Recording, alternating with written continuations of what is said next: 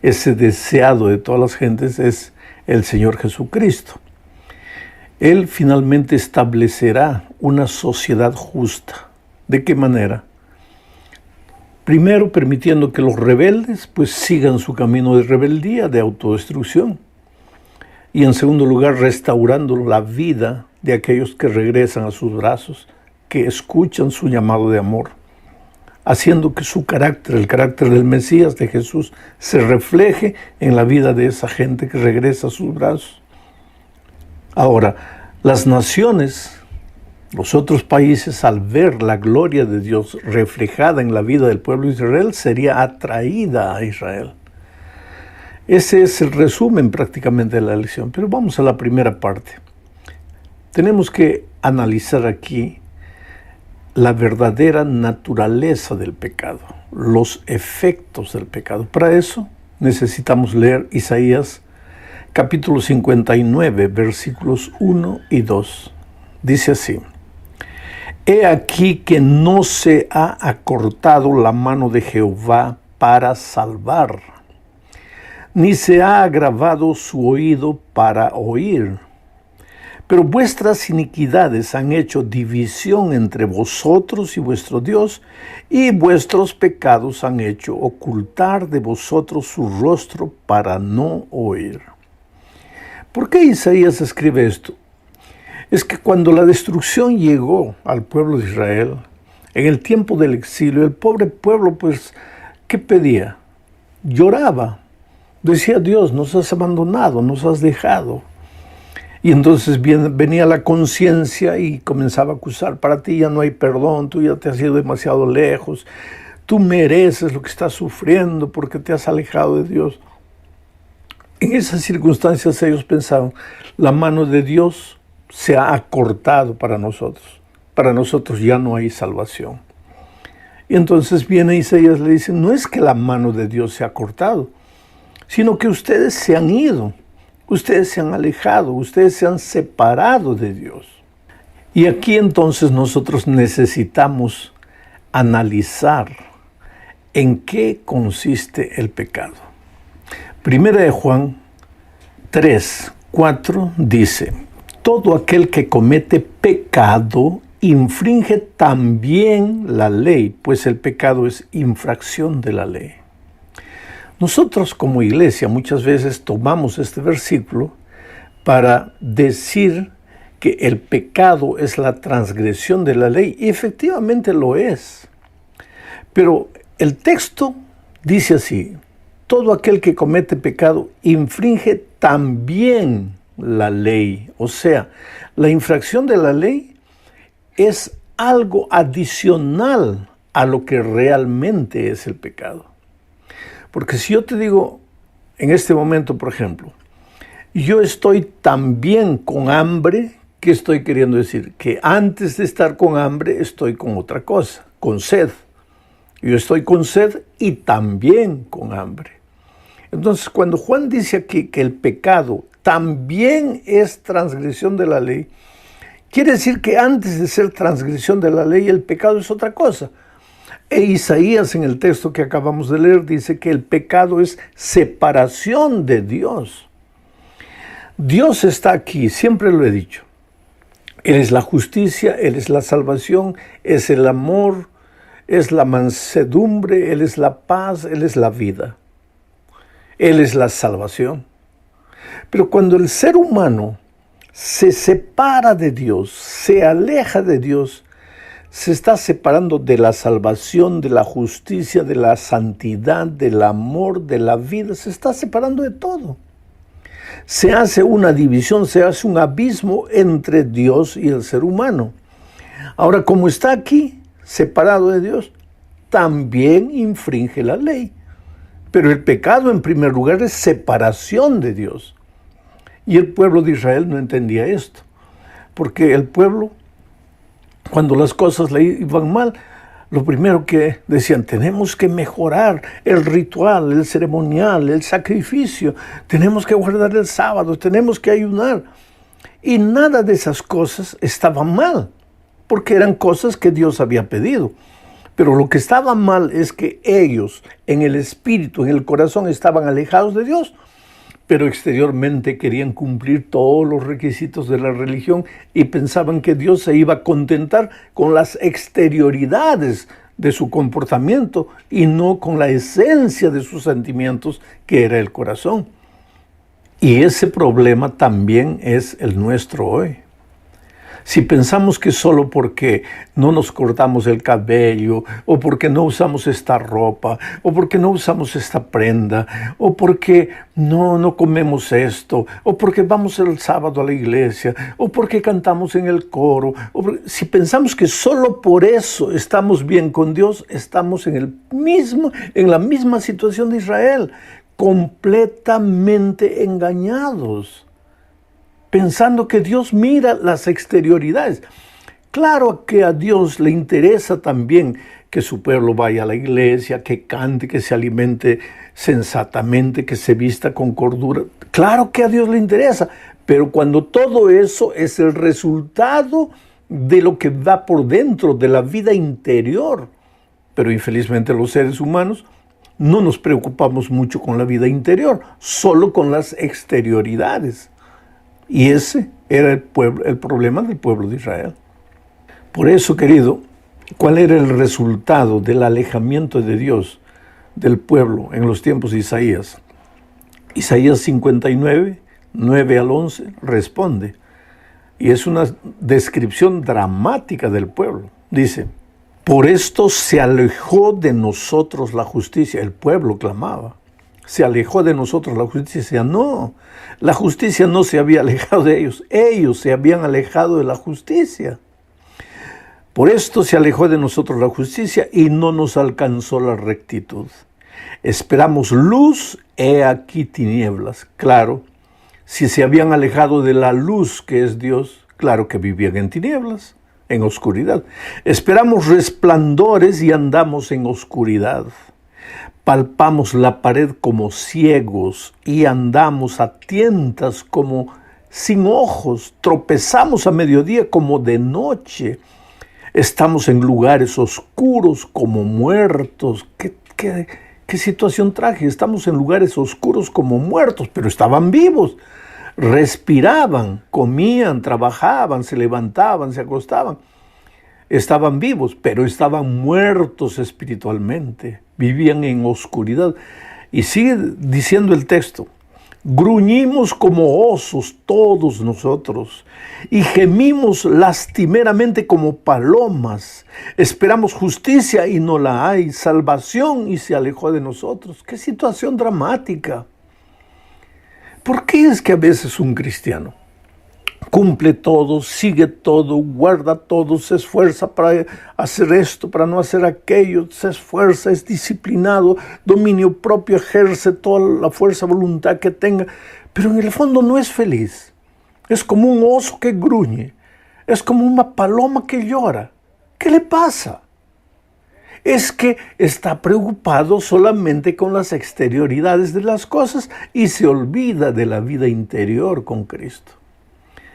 ¿Cómo se está con Cristo? Cuando se camina con Él, cuando se toma de la mano a Jesús. ¿Y cómo sucede eso? Cuando oras todos los días, estudias la palabra de Dios todos los días y buscas a una persona para Cristo. Cuando haces esas tres cosas, estás caminando con Jesús, estás andando con Jesús, estás viviendo en Jesús y el resultado es vida plena. Las cosas pueden estar cayendo a tu vuelta, pandemia, crisis financiera, desempleo, pero tú estás en paz en tu corazón y con esa paz en tu corazón tú eres capaz, como Pedro, de andar en medio o por encima de las aguas de las dificultades de esta vida. Vamos a la segunda parte. Aquí veremos si hay perdón o no. Y si hay perdón, ¿quiénes son los perdonados? Esta es la segunda parte de la lección.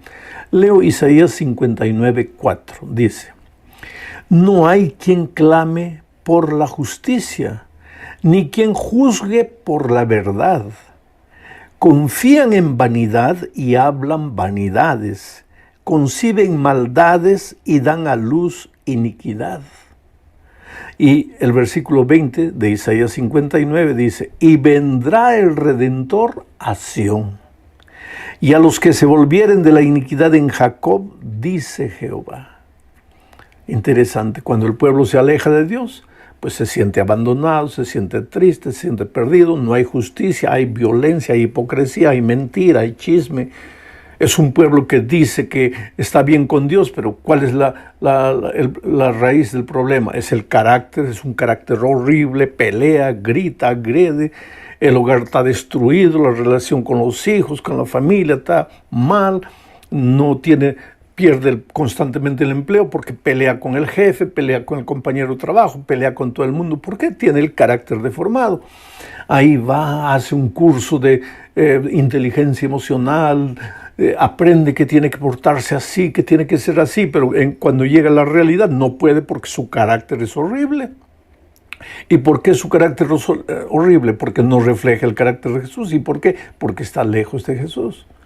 Pero entonces viene el texto de Isaías 59, 20 que dice, pero hay salvación en Sión. En Sión. ¿Qué cosa es Sión? Para saber qué es Sión hoy, necesitamos saber qué era Sión en el Antiguo Testamento. Para saber qué es Babilonia hoy, necesitamos saber qué era Babilonia en el Antiguo Testamento. Pero estamos hablando de Sión. ¿Qué cosa era Sión en el Antiguo Testamento? Sión era el lugar donde Dios reunía a sus hijos, o quería reunir a sus hijos. Sión era el lugar a donde Dios llamaba a sus hijos. Sión era el lugar donde Dios prometía dar salvación a sus hijos. Sión era el lugar donde todos los que reconocían que estaban alejados de Dios podían regresar. Las puertas de Sión, de Jerusalén, siempre estaban abiertas. Entonces, ¿cuál es Sión hoy? ¿Dónde está Sión hoy? Entonces yo te pregunto, ¿cuál es el lugar hoy donde Dios está congregando a sus hijos? ¿Cuál es el lugar hoy donde Dios quiere estar con sus hijos? Quiere recibir la adoración de sus hijos. ¿Cuál es el lugar hoy donde la Biblia dice, donde 2 o 3 estuvieran reunidos en mi nombre, ahí estaré yo? ¿Dónde está Dios hoy? Claro que Dios puede estar en cualquier lugar, pero ¿dónde es el lugar donde quiere congregar a sus hijos, reunirlos a sus hijos? En su iglesia. Ahora, querido, tú sabes que la iglesia nos salva, pero no me digas que estás salvo si no estás en la iglesia. Un día el paralítico del tanque de Bethesda fue curado. Lo primero que hizo fue ir a la iglesia. Y vas a ver, siempre que los leprosos eran curados, lo primero que hacían era correr a la iglesia. No para encontrar curación en la iglesia, porque ya habían sido curados por Cristo, pero porque en la iglesia es el lugar donde los hijos de Dios redimidos se encuentran para alabar a Dios. Vamos a la tercera parte del estudio. Es un llamado universal. ¿En qué sentido? Es que todo el pueblo, las otras naciones, los que no pertenecían al pueblo de Israel, cuando veían el carácter de Dios reflejado en los hijos de Israel, eran atraídos a Jesús. Vamos a leer el texto, Isaías 60, 1 y 2. Dice, levántate, resplandece, porque ha venido tu luz, y la gloria de Jehová ha nacido sobre ti. Porque he aquí que tinieblas cubrirán la tierra y oscuridad las naciones, mas sobre ti amanecerá Jehová y sobre ti será vista su gloria, y andarán las naciones a tu luz y los reyes al resplandor de tu nacimiento. Interesante. El pueblo cuando está alejado de Dios gruñe como oso, llora como paloma, canta tristemente, tropieza en las paredes, vive en la oscuridad, se lamenta. Pero cuando regresa a Dios, ahora Dios les dice, levántate, resplandece porque ha llegado tu luz. ¿Qué es lo que ha llegado? El Señor ha llegado a Sión, a su iglesia, a su pueblo. Ahora levántate. Ya no tienes que estar lamentándote. La oscuridad envuelve a las naciones vecinas, pero no a ti. ¿Por qué la oscuridad envuelve a las naciones? Porque están alejados de la luz que es Dios. Pero tú levántate porque ha llegado tu luz. La gloria del Señor se ha reflejado en ti. Y cuando las naciones vean la gloria de Dios reflejada en ti, entonces las naciones van a querer venir. Por eso la misión para Israel era diferente de la misión para nosotros. La misión en el Nuevo Testamento es sal, ve y proclame el Evangelio. Pero para Israel era vive el Evangelio de tal manera que reflejes mi carácter, de tal manera que las naciones al ver mi carácter reflejado en el tuyo, sean atraídos a la iglesia. Ahora, ¿por qué, pastor, usted dice que el carácter de Dios es su gloria o que la gloria de Dios es su carácter? Simples. Te voy a leer un texto, una cita del Espíritu de Profecía, Testimonios para Ministros, página 508. Dice, orad con Moisés, muéstrame tu gloria. ¿Qué es esta gloria? El carácter de Dios. El carácter de Dios reflejado en el pueblo. ¿Acaso Juan en su Evangelio, en el capítulo 1, no dice, y el Verbo se hizo carne y vimos su gloria? ¿La gloria de quién? Del Padre, reflejada en el Hijo. Y vimos su gloria, gloria como la del unigénito del Padre. Jesús reflejó el carácter. Y Apocalipsis 18:1 dice que el mundo será transformado cuando la gloria de Dios, el cuarto ángel, venga y incendiará el mundo con la gloria de Dios. ¿Y qué gloria de Dios? El carácter de Dios reflejado en todos sus hijos. Nuestra predicación, cuando es solo fruto de la palabra, fruto del contenido de la cabeza, pero no es fruto del Espíritu en nosotros, cuando no es fruto de la vida, cuando no estamos reflejando el carácter de Dios, nuestra predicación no tiene mucho sentido. Vamos ahora a la penúltima parte, la cuarta parte, el año de la voluntad de Jehová. Pero leamos Isaías 61, 1 y 2. El Espíritu de Jehová, el Señor, está sobre mí, porque me ungió Jehová, me ha enviado a predicar buenas nuevas a los abatidos, a los quebrantados de corazón, a publicar libertad a los cautivos y a los presos, apertura de la cárcel. Bueno, en esencia, lo que Dios está hablando a través de Isaías es la llegada de un Mesías, la llegada de Cristo, anunciando el año de la buena voluntad de Dios. Quiere decir, el Evangelio es buena voluntad de Dios. El Evangelio es la buena noticia de que aunque tú estás perdido, aunque tú no tienes fuerzas, aunque tú estás alejado de Dios, hay esperanza para ti. Por eso dice que aquí el texto, que el propio Señor Jesucristo usó este texto de Isaías cuando predicó un sábado en la sinagoga de Capernaum. Eso está registrado en Lucas 4, versículo 16. Él predicó buenas nuevas a los abatidos. Ya dije nuevamente que todo buen sermón, me lo dijo un grande profesor, tiene pitadas de fuego y de infierno, pero termina con esperanza, las buenas nuevas del Evangelio.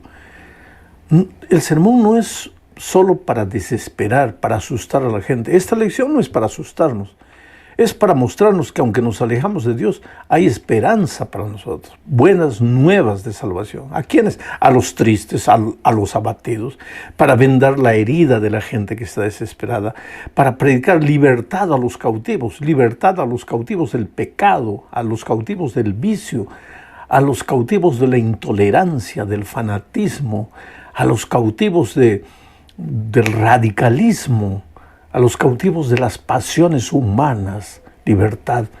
El Evangelio no combina con esclavitud.